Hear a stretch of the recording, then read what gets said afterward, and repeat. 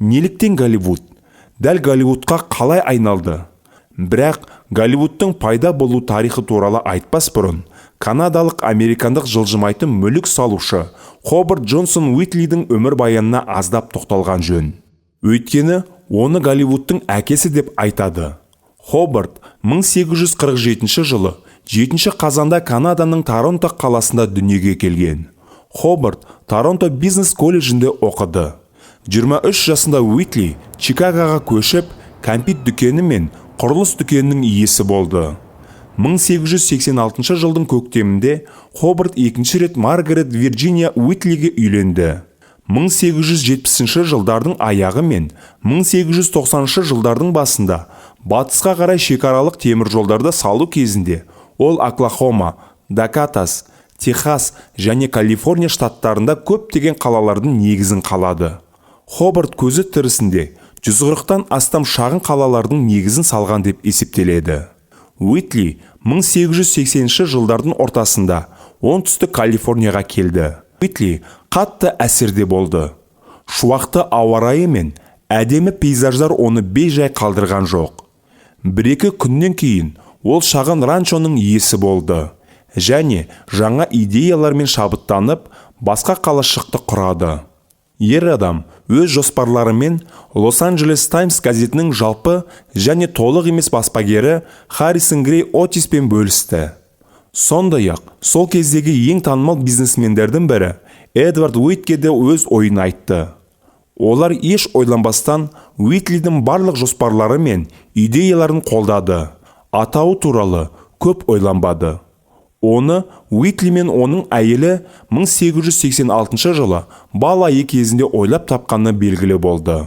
Голливуд аймағында тікенді жапырақтары мен ерекше екі түсті жидектері бар, әдемі ағаш деп аударылатын, холли деп аталатын көптеген өсімдіктер өседі.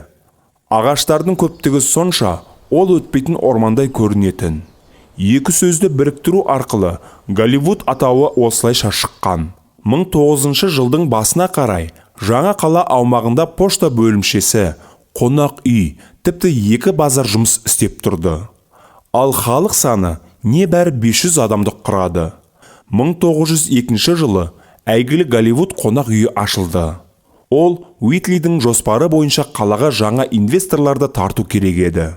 Сол жылы Уитли Океан Вью Трек деп аталатын өзінің алғашқы тұрғын ауданын ашты. 1903 жылы Голливуд муниципалитет ретінде тіркелді. Ал 1910 жылы жергілікті тұрғындар Голливуд пен Лос-Анджелесті біріктіруге дауыс берді. Бұл ең алдымен жас әрі келешегі зор қаланы тиісті сумен қамтамасыз ету және кәріз жүйесін жақсарту мақсатында жасалды. Бірақ егер одан кейінгі орын алған оқиға болмаса, бұл жерді кинотеатрмен ештеңе байланыстырмас еді. Бастапқыда режиссерлердің көпшілігі атақты Томас Эдисонның сол кездегі ең танымал кинокомпаниялардың бірі Motion Picture Patents Company орналасқан Нью-Джерсиде тұрақтады. Бірақ компанияның жиі сот процесіне байланысты фильм өкілдерінің көпшілігі батысқа Лос-Анджелеске жақындауға мәжбүр болды. Бизнесмендер шетелдік фильмдерді сатып алып, өз студияларын құрып, Нью-Йорктен алыс жерде фильмдер түсірді. Оның ішінде Голливуд тауларында да.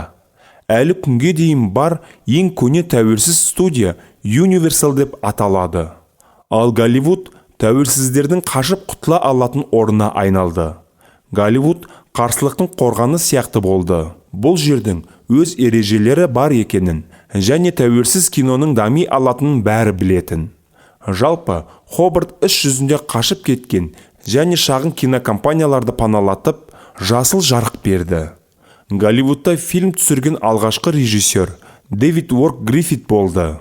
Оның «Старый Калифорния» қысқа метражды фильмі кинода Голливудтың әдемі пейзаждарын көрсететін алғашқы фильм болды. Ол кезде Голливудтың өзінде кинотеатрлар болған жоқ. Сондықтан фильм алғаш рет Лос-Анджелесте көрсетілді. Бірінші Голливуд киностудиялары 1911 жылы 27 қазанда құрылды. Және ол Nestor Motion Picture Company деп аталды. Бір жылдан кейін ол өзінің дистрибьютері Universal Film Manufacturing Company компаниясымен жұмыс істеп, кем дегенде 1917 жылдың ортасына дейін қолданылған әмбебап сауда белгісі болды. Осылайша бірте-бірте қалада жаңа кинокомпаниялар ашылып, олардың құрамына Paramount, Warner Bros., RKO және Columbia кірді. 1914 жылы толығымен Голливудта түсірілген және жасалған «Муж индиянки» деп аталатын бірінші толық фильм-метражды көркем фильм кинотеатр экранына шығарылды. Түсірген американдық режиссерлер Сесил Би Демил мен Оскар Апфель. 1920 жылдардың басында Голливуд киносы елдегі ең танымал 5 саланың біріне айналды. Дәл сол кезде төбелерде Голливуд деген сөздерді білдіретін әлемге әйгілі әріптер пайда болды. 30 жылдардың аяғында Голливуд киностудиялары жылына 600-ге жуық фильм түсіре бастады. Осылайша қаланың арман фабрикасы ретіндегі жаңа мәртебесін қамтамасыз етеді. Екінші дүниежүзілік соғыс кезінде Голливудтың тарихы туралы мәлімет аз. Кинокомпаниялар қиын кезеңдерді бастан өткерді. Әлемде әскери жағдай шиеленіскен сайын, саяси ұстанымды Голливуд актерлері ғана емес, режиссерлердің өздері де соғұрлым айқын ұстады. Мысалы, 1940 жылы режиссер Чарли Чаплиннің ең танымал фильмдерінің бірі «Великий диктатор» прокатқа шықты. Мұнда Адольф Гитлердің жеке басымен Үшінші рейхтің идеологиясы белсенді түрде мазақ етілді. Тіпті Голливудта орналасқан Уолт Дисней студиясы да үгіт-насихат мультфильмдерін шығарды. Соғыстан кейінгі кезең Голливуд үшін тоқырау мен дағдарыс кезеңі болды.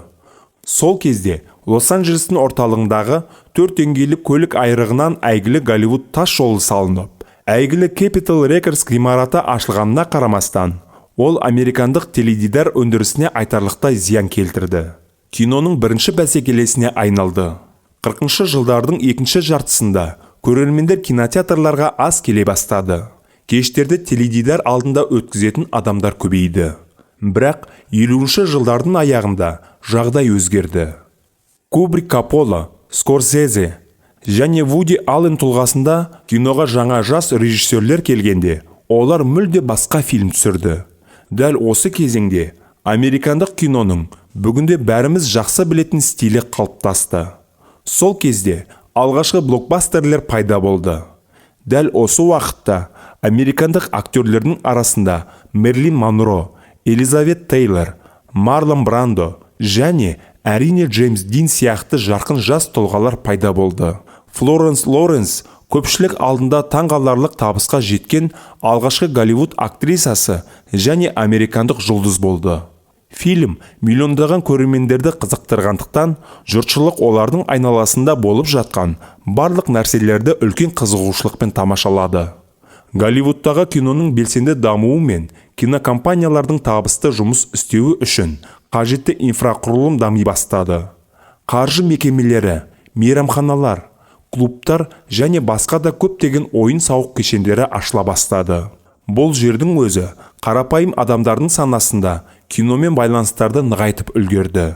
58 жылдың аяғында ашылған Даңқ аллеясы күн сайын жүздеген адамдарды жинап, Голливудты фильмдер түсірілетін орын ғана емес, ақш тарихындағы тағы да бір тарихи із қалдырды.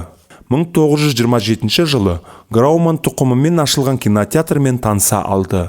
Кинотеатр Голливудтың алтын дәуірінің басты ескерткіштерінің бірі және үлгілі фильмдер көрсетілуінің ең танымал орындарының бірі. Даңқ аллеясындағы цементті аяқ қолын ізін қалдырған жұлдыздарды таңдауды дәл осы кинотеатрдың иелері жасайтынында айта кеткен жөн. Біз сондай-ақ Голливуд Оскарының маңызды құрамдастарының біріне тоқталмай кете алмаймыз. Оскар сыйлығының алғашқы салтанатты рәсімі сонау 1929 жылы өтті. Құрылу идеясының өзі Метро Голден Мейер компаниясының басшылығы Луи Барт Мейерге тиесілі. Сыйлықты киноиндустрияны дамытуға қосқан үлесі үшін кинорежиссер тапсыруы керек еді. Және сайып келгенде бұл саладағы ең беделді марапатқа айналды. Оскар сыйлығы тек 6-шы рәсімде ғана аталды. Бұған дейін мүсіншенің аты аталмаған. Сыйлық осы күнге дейін өз миссиясын орындап келеді. Бірақ Голливуд әлемге фанфардан, қызыл кілемдерден және жарқын күлкілерден басқа не берді? Ол киноны жаңа деңгейге көтерді. Қазір көбісі білмейді, бірақ бір кездері кинотеатрға бару, әлемге шығу сияқты өте беделді нәрсе саналды. Ал мұны қарапайым адамдар көтере алмады. Бірақ 30-50 жылдардағы Голливудтық реформалардың арқасында кино жаппай өнім мәртебесін алды. Және әрине мұның өз артықшылықтары бар. Ең алдымен жанрлардың алуан түрлігі және шамадан тыс сәнқойлықтың болмауы. Кемшіліктері де бар. Табыс алдыңғы қатарда. Сондықтан түпнұсқалық жоғалады. Толық қайтарым пайда болады. Және стереотиптік фильмдер пайда болады. Олар үшін ұтысқа ие. Дегенмен, бүгінде Голливуд ақш-тағы ең көп баратын қалалардың бірі болып табылады. Голливудтың әлемдегі армян диаспорасының ең көне орталықтарының бірі екенін білетіндер аз. Мұнда алғашқы армяндар 1880 жылдары Осман империясынан келген. Голливудтың тарихы көп қырлы және өте қызықты. Достар, осы аңызға айналған жерге барғыңыз келе ме? Бұл туралы төменге жазыңыз. Және лайк басып, Қазақ YouTube арнасын қолдай жүрейік.